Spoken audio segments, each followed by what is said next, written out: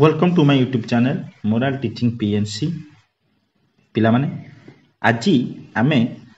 Ethics and values रो semester 5 रो syllabus विषय रे डिस्कशन करिवा। कोन रही सिलेबस कोन कोन सब से सिलेबस रे विषय गुडी को आलोचना करिबा बा पढा जिवो तो सही विषय रे डिस्कशन करिबा। तो पिला माने मोर पर्सनली मोर सजेशन देबी बा मत देबी जो चारोटी सेमिस्टर पढ़ी आसिले यहाँ हूँ पंचम सेमिस्टर फिफ्थ सेमिस्टर ये फिफ्थ सेमिस्टर जो तुम विषय अच्छी टाइटल टी अच्छी ताहा होची vulnerable sections of society understanding their issues. समाज रे दुर्बल वर्ग जो मान अच्छी से समस्या को बुझा। तो मुझे कहबी यही सेमिस्टर जो पाठटी अच्छी सेक्शन टी अच्छी सबुठू आम पाई एथिक्स दृष्टि नैतिकता दृष्टि इंपोर्टाट एवं बहुत इमोशनल जिनस थी। तो यही सेमिस्टर 5 रे जहाँ जहाँ पढ़ा तुम कह सिलेबस निश्चय तापूर्व आम जाना जो यही यूनिट्र जो सेमिस्टर 5 रे जो यूनिट तुम अच्छी vulnerable sections of the society लक्ष्य कौन aim of the unit is to create awareness among students about the need for ensuring dignity and equality for the vulnerable sections of the society. So our सरकार शिक्षावित मानकर मुख्य उद्देश्य होची एई unit रो एई semester 5 रो जो पाठटी अछि जे जो समाज रे हम समाज रे जो दुर्बल वर्ग लोक मान रहउछंती तांको प्रति केमि सम्मान एवं से माने केमि समान आम मान भली साधारण लोकों बड़ी समान सुविधा पाइबे से विषय रे पिला मान भितर सचेतन सृष्टि करिबा एवं सद्भावना सृष्टि करिबा एई यूनिट रो लक्ष्य होची एया। तापर जानिबा what are the learning objectives.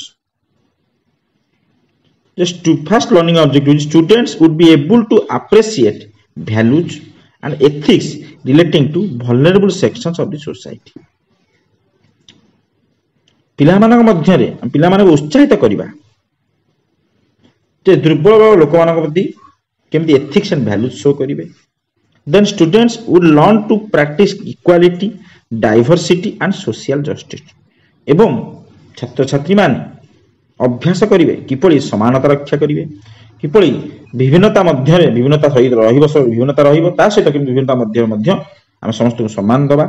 एवं सोशल जस्टिस सामाजिक न्याय आउ कौन रोची लर्निंग ऑब्जेक्टिव बा उद्देश्य यूनिट रो students would become more empathetic and compassionate towards vulnerable sections of the society. सही जिनस पिले छात्र छात्री माने किभली दुर्बल वर्ग जो लोक मान अछंती तांको मानक प्रति किभली संवेदनशील हेबे से विषय मध्य पिला मानक मध्य रे से भावना आनिया पई एई सेमिस्टर रो एई मॉड्यूल रो मुख्य उद्देश्य। तो ये थिला सेमिस्टर 5 रो जो मॉड्यूल तैयारी करा जाईची हम ओडिसा सरकार शिक्षाविद मान द्वारा बा Odisha state higher education council OSHEC तार मुख्य उद्देश्य और मुख्य लक्ष्य। तो एबे हम जिबा कंप्लीट सिलेबस कौन रही सिलेबस कौन कौन जानिबा। तो जो vulnerable sections of society understanding their issues दुर्बल वर्गर लोक माने दुर्बल वर्ग जो मैंने अच्छा समस्या को बुझा। तो 4टी पिले यूनिट अच्छी सब सेमिस्टर भली ए सेमिस्टर में 4टी यूनिट अच्छी एवं फुल मार्क हूँ 25 हूँ फुल मार्क जहाँ गोटे घंटा भितर आमको दबा पड़ो। यही सेमिस्टर मॉड्यूल रो इंटरनल एग्जाम ना आम डायरेक्टली सेमिस्टर दबा एंड टर्म एग्जाम दबा जो 25 मार्क क्वेश्चन पाइबा से 5 मार्क विशिष्ट क्वेश्चन रहिबो 2 मार्क विशिष्ट क्वेश्चन रहिबो एवं 1 मार्क विशिष्ट क्वेश्चन मध्ये रहिबो। तबे आसंतु जिबा unit 1 unit 2 unit 3 and unit 4 विषय जानिबा जो 4टी चैप्टर रहउची 4टी यूनिट रहउची ता विषय जानिबा। तो प्रथम यूनिट होची इश्यूज रिलेटिंग टू चिल्ड्रन सेथिरा हम जानिबा nutrition and health child exploitation में जानिबा child labour trafficking sexual exploitation. Then आसुची यूनिट 2 यूनिट 2 रे हम जानिबा issues relating to elderly persons. प्रथम जानले issues relating to children संतान मान सहित बा पिला मान सहित कोन रहउछ समस्या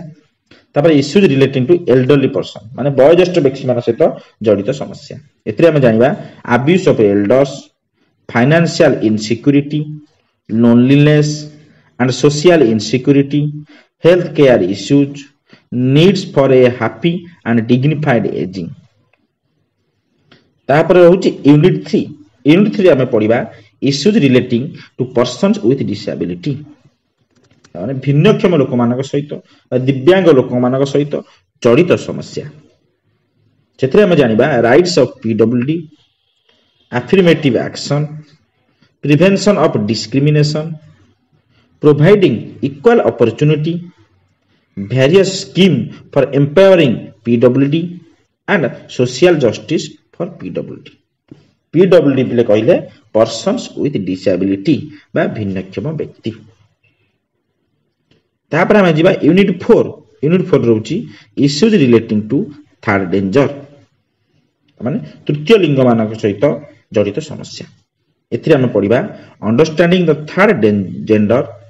social justice for them removal of discrimination affirmative action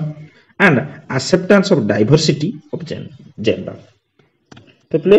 प्रथम रे कहिछि एई जो मॉड्यूल तमर अछि पंचम सेमिस्टर रे very important and very emotional module for us